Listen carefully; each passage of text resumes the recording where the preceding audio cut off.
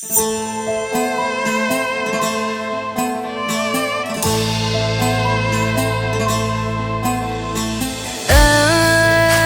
عزیز مردم، ای رهبر ایران، تا ابد یاد توست در کشور ایران.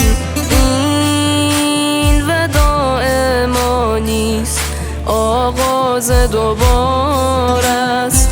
نام تو میماند در دفتر ایران.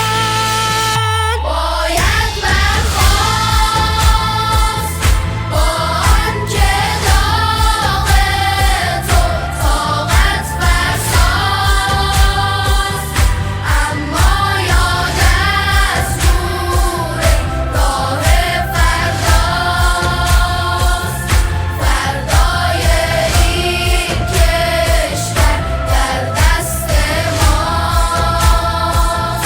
ما تا آخر کنار توییم، اگرچه دلتنگ و بیقرار توییم، ولی تا پای جان پای کار توییم. همه سربازان یادگار توییم.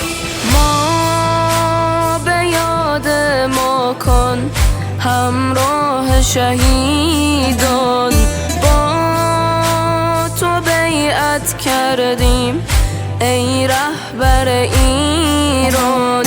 این صدای نسل مشتاق ظهور است.